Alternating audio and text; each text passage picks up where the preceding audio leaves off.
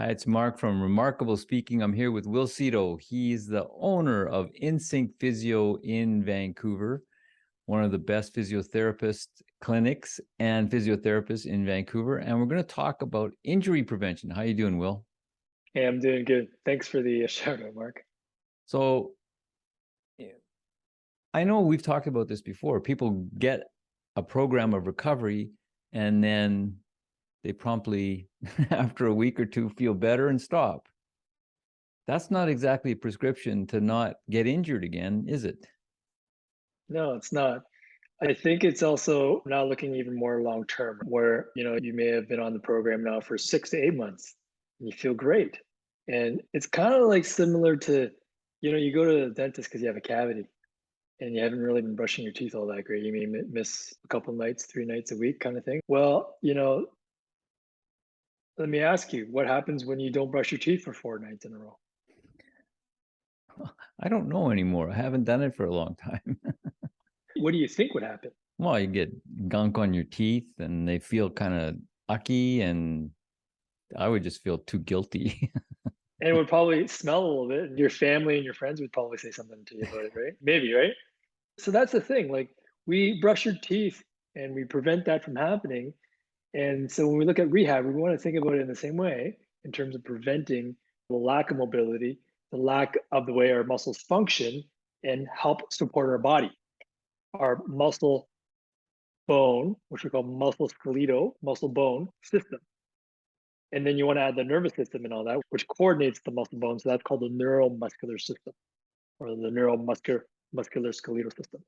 Now, the biggest difference, though, however, is that if you miss a week of not doing your rehab or your physio exercise or your strengthening, whatever it is, then you're not going to necessarily feel it, especially if you've been doing a program for like 6 to 8 months or up to a year. The thing is that it sets you up, though.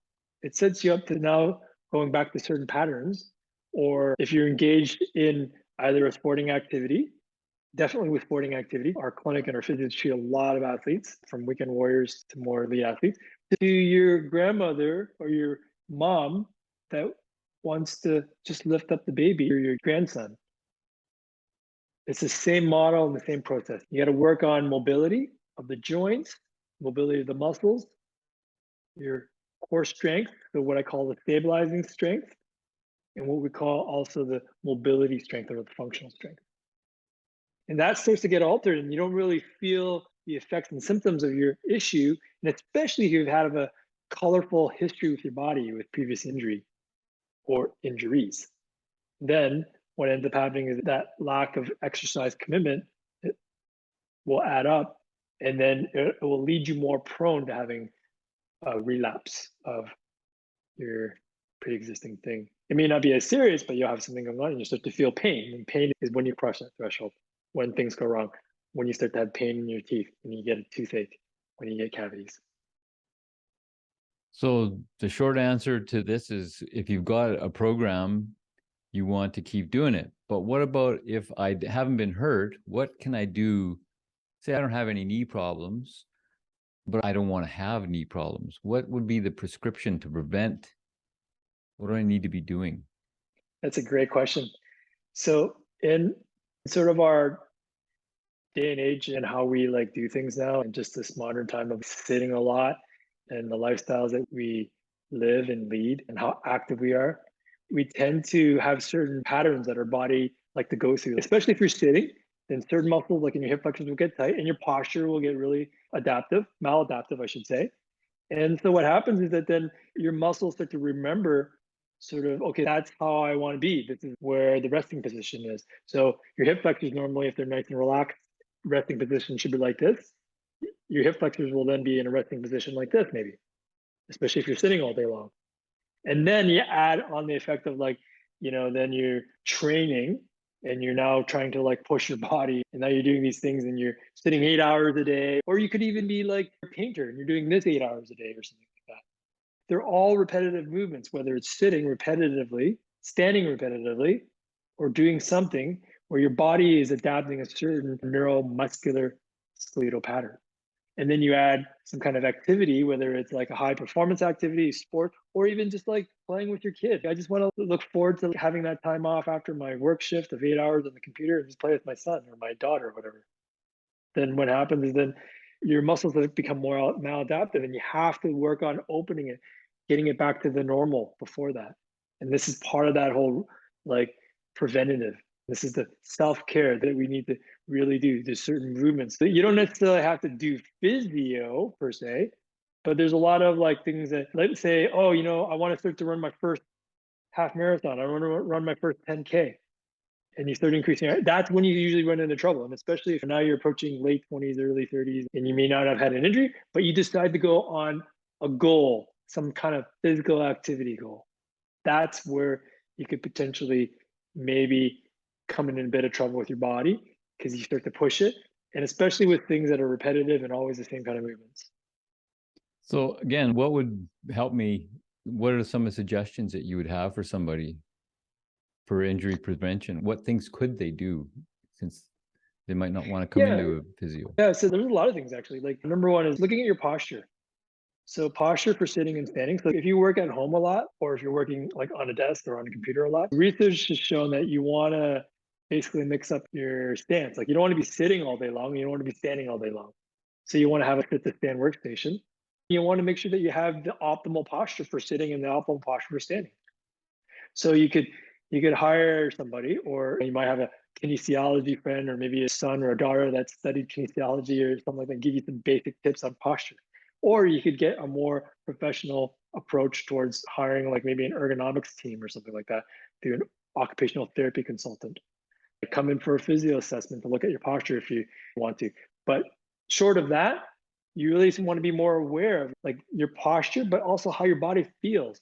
You're like, yeah, I feel a little tight, but then like a massage, oh, yeah, there's something there. Okay, maybe pay a little more attention to that. Maybe look at addressing certain things like, oh yeah, there's a stretching thing that I used to do when I used to run, and I want to get back into running. Maybe I should address that a little bit, or maybe I should roll out that part of that hip muscle a little bit more with the ball and then stretch it. Like there's all these proactive things that you can do. You can look up a lot of things online, but you have to be really careful with that too. You want to listen to your body. You want to really like look at the alignment and not be in one prolonged stance or posture, especially if it's not optimal. So if we could encapsulate this a little bit, it's keep active. If you're going to ramp things up, ramp it up slowly so your body can adjust. But also your core is going to be really important. So you talk a lot about activating your inner core and all those kinds of things. But also something like Pilates or any other stretching type of exercise, yoga. I'm sure that, in moderation, like always, because you can hurt yourself doing anything, I guess. Yeah, for sure. And you made a really good point about you want to keep active. And if you ramp up your activity level, then you want to do these things. But most importantly, though, if you ramp up your activity level, you want to be more aware and self aware about what's going on in your own body. And if you don't have a history of any kind of injury, you still want to be aware. You want to be like, okay, after a workout or a training session or a run or whatever it is that you're engaging in, just pay attention to what your body's feeling because it's telling you something. And then these things like yoga, and I'm not trying to endorse like, yeah, everyone to do one thing. You have to figure out what it is for you. And we have physiotherapists that are trained and basically able to assess looking at, well, what's tight, what's weak, and that's what we do. And we can do a functional assessment. So you're gonna do your first half marathon and you're just engaging in training. Great. So then we're going to take everything into account. We're going to look at what you do for work and your sitting position. And then we're going to assess everything related to what you need to train successfully. And so for you, you need to be able to, as someone that's partaking in your activity, be sort of looking at your activity. Well, what am I doing? Okay, I'm going to be playing volleyball. I'm going to be jumping a lot. Okay, so right, hips, knees, ankles, and then I'm going to be hitting the ball, shoulder. So just be more aware of those parts of the body that you're using and take an inventory of it. And if it gets tight, maybe do some of these stretches that maybe some friends or coaches or whatever are suggesting or that you may know from your repertoire. If you start getting pain, monitor that. Is it more than just, oh, I had a hard workout pain? And if it lasts for more than 3 to 5 days, that's when you definitely need to get it looked at. So if you're in Vancouver and you have an injury, the guys to see are Insync Physio. You can book online at insyncphysio.com for the Vancouver office. They also have an office in North Burnaby, or you can call them 604-298-4878. Thanks for watching. Thanks, Will. You bet.